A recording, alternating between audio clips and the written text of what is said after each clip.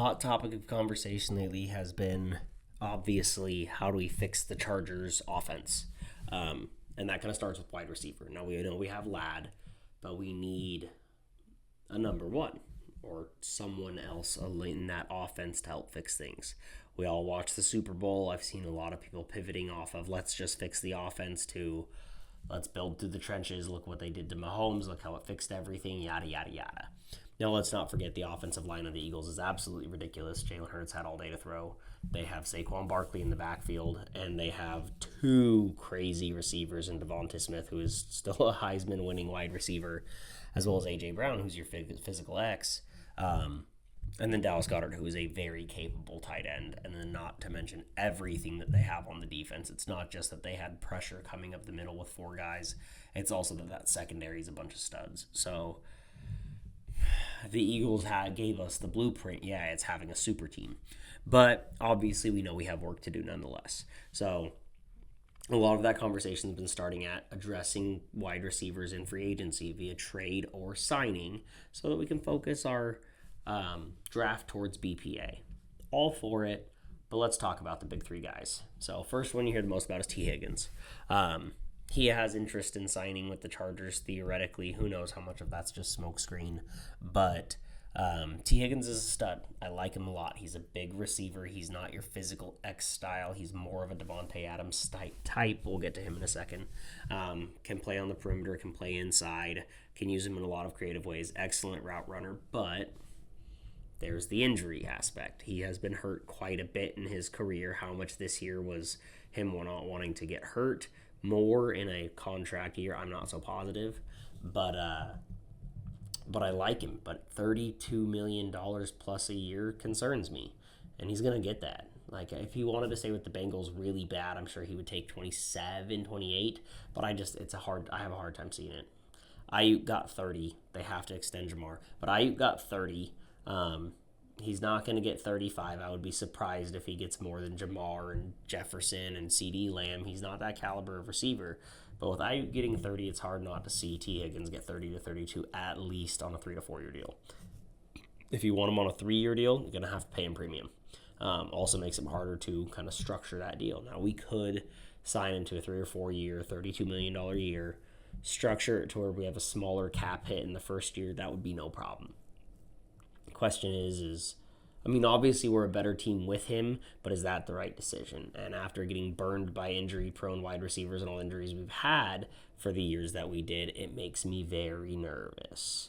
So yeah, that's my concerns about signing T.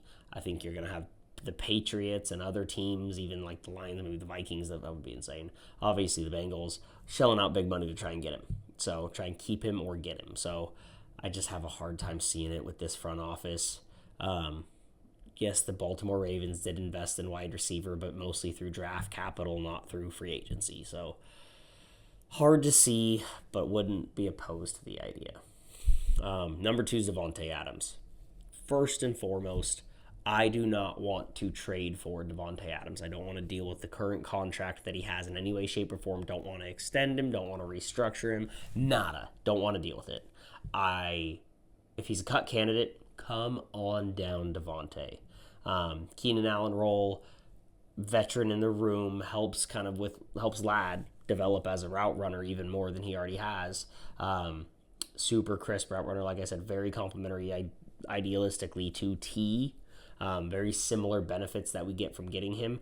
Obviously, he's 32, so he's not going to have the speed aspect and things like that, but he can play the true X position, and we're not going to be a barn-burning offense regardless. I don't think that's the way that we're going to play football. I'd like us to be smarter, kind of eat up the middle and middle parts of the field, intermediate routes, and I think he would be tremendous complement to Lad in that regard. And then the third option is DK Metcalf. All for it. All for it. I live in Washington. I'm not a Seahawks fan by any means, but I like DK Metcalf. I think that he is the closest thing to A.J. Brown in the league. I feel like they're almost identical players. A.J. Brown's a little bit better at the catch point, contested catch situations. DK Metcalf's going to have better speed, better burning on the outside as an true X receiver. I think he's just an incredible complement to what we want for Justin Herbert, to be able to stretch that field on the outside. I just think it would be incredible match made in heaven. I have no problem because of his age extending him and dealing with the contract side of things. No problem at all. The only question is the price. If it's a first rounder, I don't want to give it up. Not for DK. Second rounder this year, second rounder next year, I don't care. I'll do it. Anything but a first. If we did give up next year's first, wouldn't even be upset. So that's where I'm at. I mean, all three options are solid. Wouldn't hurt my feelings any which route we go. It also wouldn't hurt my feelings at all if we kind of kept it on a budget-friendly side and went, like I've said it before, Darius Slayton, this year's Darnell Mooney, get him somewhere around $13 million a year. If we get Darnell Mooney production out of him, I'm happy. A legitimate wide receiver, too, outside of Ladd. Invest in tight end in the draft. But if we're going to go that route, I would prefer to go address in trade the running back position. I would target Breece Hall so hard, invest in the offensive line and free agency financially, get that center and guard position cleared up. You can then address in the later rounds of the draft instead of having to invest early into your RB2 who can really develop. So then you're running Gus, Breece, and whoever you sign in the draft in the 4th, 5th round, because this is such a ridiculous field of talent at running back in this year's draft. So I think that would be a super cool route to go. I would be head over heels giddy. You see me shaking and dancing. But yeah, so that's kind of my thoughts on the wide receiver position as of right now. It'll be interesting to see how the Chargers actually address it this year. We all know we have to do something. We're linked to everyone. So we'll see how it shakes out.